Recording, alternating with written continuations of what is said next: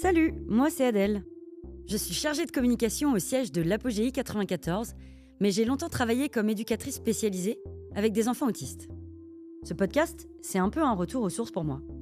Je retrouve le terrain, cette fois avec vous et ce micro, pour vous faire découvrir de l'intérieur ces métiers qui accompagnent les personnes en situation de handicap. Ils sont aides-soignants, éducateurs, psychomotriciens, comptables. Certains ont choisi cette voie par vocation, d'autres sont arrivés dans le médico-social par hasard. À travers leurs portraits, j'aimerais vous donner envie, vous aussi, de rejoindre ce secteur où chaque job a un sens, parce que l'humain est au cœur de tout. À l'Apogéi 94, on recrute dans nos 28 établissements et services, et on a besoin de bras. Alors, vous montez en voiture ? Ouais, je sais, c'est pas très écolo, mais vu le nombre d'établissements qu'on va visiter, c'est un peu plus simple. Allez, c'est parti. Job à part, un podcast de l'Apogéi 94.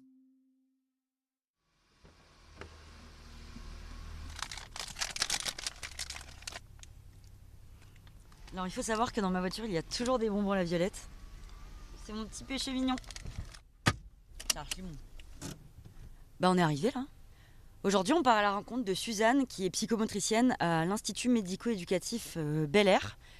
C'est un établissement qui accompagne des jeunes en situation de handicap au quotidien. Et on y retrouve une multitude de professionnels.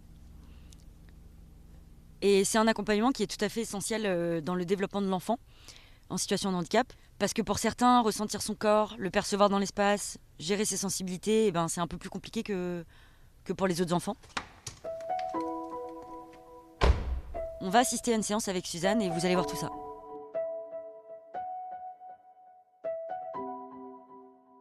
La séance. On avait acheté ceci ou pas ? Oui. Oui, super. Ok, bon. Il me semble que tu voulais faire du trampoline. Singe, le singe, le singe. Le singe. C'est quoi que tu dis, le singe ? Le singe. Le singe. Où est-ce que t'as dit des singes, là ? Oui. Ouais. C'est une chanson ? Mon petit lapin a bien du chagrin. Il ne saute plus dans son petit jardin. Je m'appelle Suzanne Bagnères, je suis psychomotricienne, j'ai 33 ans. Et dépêche-toi d'embrasser quelqu'un que tu aimes bien. Et je travaille à l'IME Bel Air. Ok, c'est bon ? Encore ? Message ! Ça va. Est-ce qu'on fait un autre jeu ? On change de jeu ? Dans cette IME, on accueille beaucoup d'enfants et d'adolescents qui ont un TSA, donc un trouble autistique. Ils ont quasiment tous aussi ce qu'on pourrait appeler une déficience intellectuelle. En tout cas, ils ont un certain retard. Et toi, comment tu es arrivée à l'Apogéi ? Alors moi, je suis arrivée il n'y a pas très longtemps. Je suis arrivée il y a un peu plus d'1 an. Et en fait, avant ça, j'ai travaillé dans un CMPP, Centre médico-psychopédagogique. C'est un endroit où on va trouver souvent un médecin, par exemple pédopsychiatre, des psychologues, des orthophonistes, des psychomotriciens, et par exemple aussi des assistantes sociales. Mais là, c'est pas un lieu d'accueil de jour, c'est vraiment les familles ou les personnes qui accompagnent les enfants pour leurs séances. Ça faisait 1 an et demi que je ne travaillais plus pour des raisons médicales. Et j'étais très très bien dans le CMPP où je travaillais avant, mais quand j'ai commencé à aller mieux, à voir que j'avais envie de retravailler, j'ai eu besoin de changer un peu. Dans ma vie, j'avais besoin de changement, et c'est passé notamment par changer de lieu de travail. Et ce qui est assez marrant dans mon cas, c'est qu'en fait, en 2020, j'avais fait un stage à l'IME qui s'appelait à l'époque l'IME des Joncs Marins. Comme c'était dans la même ville, mais ça a changé de nom et changé d'adresse. Donc quand j'ai postulé, je ne savais pas que je postulais dans ce même IME. Et quand je suis arrivée pour mon entretien, j'ai vu mon ancien maître de stage qui était présent. Et voilà, donc en fait, il y avait quelques jeunes que je connaissais déjà. Mais beaucoup de choses avaient changé puisque c'était plus le même endroit et que j'avais pas beaucoup vu les professionnels à l'époque où j'étais passée sur mon stage. En fait, ça a été assez simple. C'est un peu difficile à expliquer, mais juste, je me sentais aussi assez bien avec le public qui a accueilli ici. 1, 2, 3, 1, 2, 3. D'être sur le lieu de vie en fait des jeunes, Petit tour et suis ça c'est ce qui était nouveau pour moi. 2. Ah, a quelque chose qui t'intéresse là-dedans? Qu'est-ce qui pourrait te plaire? Les guirlandes? C'est bientôt Noël. Noël! C'est bientôt Noël, Saada! Regarde, je peux faire une écharpe, faire une couronne. Tu peux faire quoi avec toi? Ouah, viens, on va se voir devant le miroir. Viens. Oh, ouais. Oh, Noël! Oh! Il neige? Il neige? Je crois pas. Il neige. Et ça change quoi d'être sur leur lieu de vie? Pour moi, ça change beaucoup de choses. C'est pas du tout le même lien, les mêmes relations qui se créent, déjà parce que je les vois tous les jours. Pas que dans le cadre d'une séance de psychomotricité, aussi dans des moments comme le temps de repas, dans les couloirs, sur des activités que je fais en commun. En tout cas, l'année dernière, je faisais une activité en commun avec le professeur de sport. On allait à l'escalade. On est plus proche, en fait. Forcément, quand on travaille avec des enfants, il y a de l'affect et je pense que c'est important de se dire que c'est normal. On fait partie de leur quotidien, en fait. Et peut-être qu'on voit plus d'évolution. Quand on est sur des lieux de consultation, on voit les enfants, par exemple, 45 minutes par semaine. Donc, on peut nous rapporter des choses sur comment ça se passe à la maison, comment ça se passe à l'école et tout ça, alors que là, on le voit. Et forcément, ça crée aussi des liens un peu plus forts, je pense. Comment tu définirais la psychomotricité à quelqu'un qui n'en a jamais entendu parler? Alors ça, c'est un peu... en tout cas, quand on est en étude de psychomotricité, c'est un peu la question qu'on redoute, parce que c'est parfois... ça peut partir un peu dans tous les sens quand on veut parler de quelque chose où il y a plein d'aspects. Du coup, moi, je pense que je dirais que c'est un métier paramédical. Ça s'adresse à un public très large parce qu'en fait, on essaye d'apporter un bien-être psychocorporel. Et en fait, ça va demander déjà de rencontrer la personne qu'on accompagne, mais en s'intéressant à la fois aux aspects relationnels, la communication, comment elle est dans ses relations, comment elle peut se positionner, à la fois comment elle se débrouille au niveau de sa motricité globale. Donc ça veut dire tout ce qui est des exemples, sauter, courir, tenir en équilibre, des choses comme ça. Sa motricité fine, donc tout ce qu'elle est capable de faire en termes de s'adapter au niveau de la coordination bimanuelle, la coordination oculo-manuelle. Ça va être aussi tout ce qui est organisation spatiale, donc l'orientation, la structuration spatiale, mais aussi l'organisation temporelle, donc comment elle s'adapte dans des rythmes, à des rythmes différents. Est-ce qu'elle est aussi capable des choses très basiques, de suivre un rythme en tapant dans les mains. Et du coup, en fait, le travail du psychomotricien, il se trouve un peu au croisement de toutes ces notions-là. D'abord, on essaye de voir où est-ce que la personne a des difficultés. Et ensuite, on propose des choses pour lui donner des expériences qui vont l'aider à consolider, à construire, ou des fois aussi même à rééduquer des fonctions.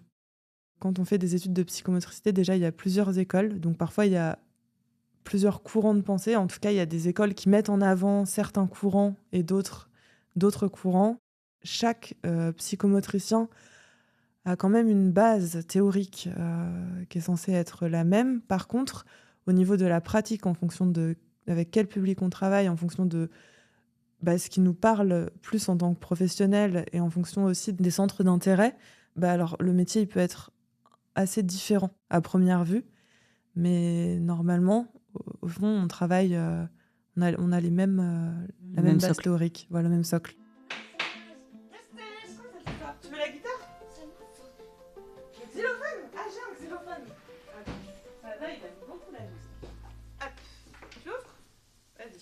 Ah, mais il doit y avoir une chanson avec un singe.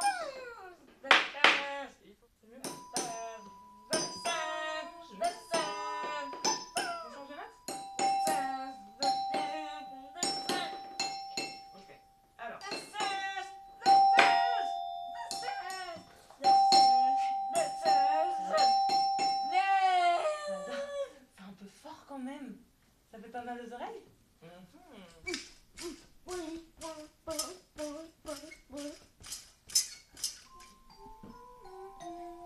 Non. Donc là, il y a Saada et Suzanne qui sont en train de danser. En slow. Il est dans les bras de Suzanne. Suzanne porte Saada. C'est un petit moment plus calme. Après le barouf du xylophone, un peu de calme, ça fait pas de mal. C'est apaisant. Saada, il vient de se se stimuler sensoriellement avec le trampoline pendant plusieurs minutes. Et après, il s'est stimulé avec la musique sur le xylophone. Donc là, c'était peut-être un peu beaucoup pour lui.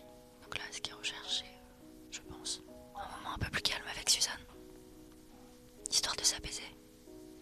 Quand on les voit tous les deux, on voit qu'il y a une vraie relation, quoi. C'est pas juste ils se regardent dans les yeux. Ils se prennent les mains. Ça me rappelle des souvenirs quand j'étais éduque.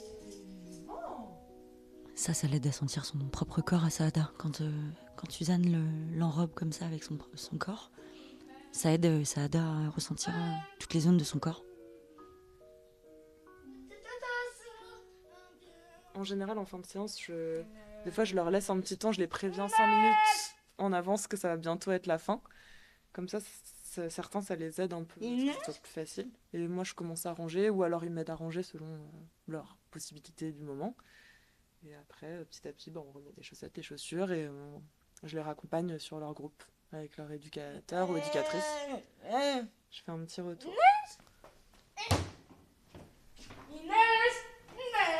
Je pense que c'est des chansons qu'il a entendues au conservatoire. Debout, ça là.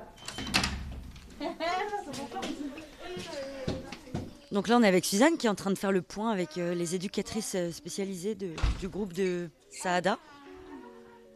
Non, mais là, on ne sait pas lorsqu'il dit est-ce que c'est vraiment associé ou c'est par hasard. Là, pour le coup, dans la séance qu'on a eue, c'était vraiment dans le contexte parce que j'ai sorti des guirlandes et il s'est mis à dire il neige, il neige, il neige. Alors soit c'est un hasard et heureux hasard, soit vraiment il fait des associations et ça, c'est de plus en plus, on l'a remarqué avec Caroline la semaine dernière pendant la séance. Ouais. Et c'était xylophone. Il a demandé xylophone. Oui. Maintenant, il fait des demandes verbales. Oui, exact. Ouais. Et les enfants de notre groupe, ils voient psychomotricité dans leur emploi du temps. Ils savent que c'est Suzanne. Elle, c'est le rayon de soleil de l'EME. Il faut savoir que quand je suis arrivée l'année dernière, que j'ai commencé à le suivre, il était très inhibé. Il s'asseyait soit sur la poutre, soit il se mettait dans les coins. Il s'asseyait accroupi dans un coin et il voulait pas trop bouger. Et de temps en temps, il traversait la salle de part en part. Il n'était pas vraiment dans l'interaction avec moi. Alors, il y a le fait aussi qu'il me connaissait pas. Il faisait beaucoup d'écolalie, il répète des mots que je dis, ou il répète des choses qu'il entend, par exemple, j'imagine peut-être à la maison, ou je sais pas. Il répète des bouts, mais ça n'avait pas vraiment de visée communicative. Une fois, j'avais sorti le tunnel, et au début, il s'intéressait juste à la petite languette qui permet de fermer le tunnel, en fait. Il rentrait pas dedans et tout ça. Jusqu'au jour où, au fur et à mesure, il a fini par rentrer dans le tunnel et à me dire « coucou ». Et j'étais de l'autre côté. Et là, pour moi, c'est des moments, des fois, ça a l'air de rien, mais c'est hyper important. Parce que ça veut dire que... ou alors, ça se trouve, il a peut-être juste répété quelque chose et ça lui a fait penser et c'était le bon moment. Mais moi, j'ai senti que on était en train de commencer à faire un travail assez important sur le plan relationnel. Et là, maintenant, il me regarde, il a un strabisme, Saada.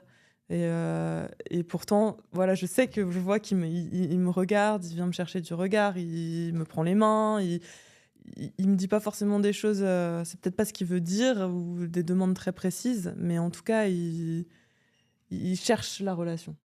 Donc pour moi, c'est le plus gros progrès qu'on a fait avec lui. Voilà, ça demande beaucoup de patience, en fait, je trouve. Qu'est-ce que tu apprends quand tu es au contact des personnes, des enfants en situation de handicap ? Beaucoup de choses. Je sais pas trop pourquoi, mais assez vite dans mon parcours d'études en psychomotricité, je sentais que j'aimais bien travailler avec les enfants. Ce que j'aime bien, je crois que c'est le côté très spontané. J'ai l'impression que quand on est vraiment, quand on essaye d'être bienveillant avec eux et d'être vraiment de les accompagner, ils sont ils sont curieux, ils posent des questions, ils viennent chercher des choses et en fait.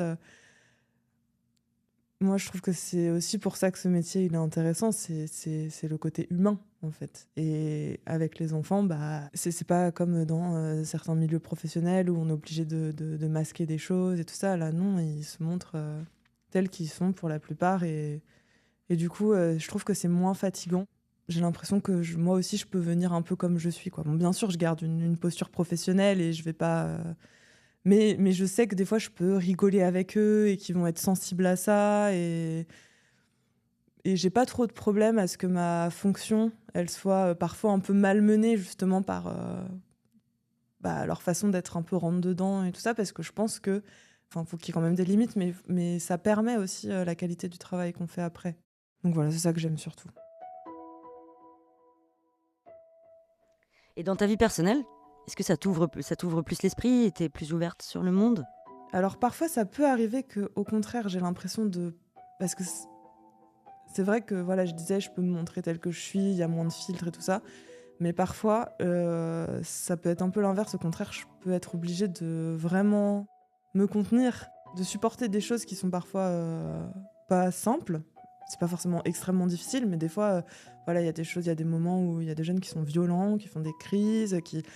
voilà, ça demande de prendre sur soi un peu. Et du coup, quand je rentre chez moi, j'ai pas envie de prendre sur moi sur d'autres trucs. Et donc, je pense que c'est un équilibre à trouver. Je sais pas, le côté de se sentir utile et tout ça, j'ai l'impression que ça dégage aussi de l'espace personnel dans ma vie à côté, quoi. Moi, j'ai eu envie de faire ce métier, je pense que j'avais à peu près 18 ans, ma dernière année de lycée. À l'époque, c'était ma mère qui s'est dit qui cherchait beaucoup de choses pour moi quand moi, j'arrivais pas à le faire pour moi-même. Et elle s'est dit que ça pourrait être un métier qui me correspondrait. Et elle m'a un peu accompagnée sur des journées portes ouvertes. Et en fait, je me suis pas du tout lancée dans ce métier tout de suite. J'avais peur d'être dans un métier du soin, la place de thérapeute, même si moi, à l'époque, je comprenais pas que c'était une place de thérapeute, mais ça me faisait peur. Je m'en sentais pas capable. Je traversais des moments assez difficiles à titre personnel. Et finalement, c'est une fois que j'allais mieux que je me suis dirigée vers la psychomotricité. Et les études de psychomotricité, elles m'ont énormément apporté à titre personnel parce que justement, on fait beaucoup de TD, d'expressivité du corps, conscience corporelle. On peut choisir d'apprendre des choses sur des médiations en particulier. Ça peut être la danse, le chant. Moi, j'ai travaillé pendant 1 an en équithérapie dans un centre équestre à Versailles. Enfin, c'est à la fois un métier je me suis construite quand même dans mes études et dans le métier. Des fois, on se sent pas prêt et puis peut-être que faut juste attendre un peu. Des fois, faut peut-être juste se lancer. Tu peux rentrer, Nandi. Tu peux rentrer. Pas de souci. Je suis un peu en retard. Bonjour, Nandi. T'as vu un peu? Oh my god. Tu veux faire une interview? Tu veux raconter quoi sur l'interview? Nandi, qui est jeune personne accompagnée ici, qui a sa séance de... Ouais, c'est mon prochain rendez-vous. Tu peux filmer pour... Filmer? Je veux que tu voyes à maman. Tu peux envoyer à maman? Allez, on fait une photo pour maman. Hop. T'as ton téléphone? Oui. Vas-y, je fais avec ton téléphone. Mais j'ai pas le wifi. Et tu le montreras ce soir quand tu rentres. Ouais. Voilà. C'est bon? Ouais. Salut. Salut. Je m'appelle Nandi et je suis à Yammer. Vas-y, je fais une photo. Le micro, il marche pas. Si, il marche. Coucou.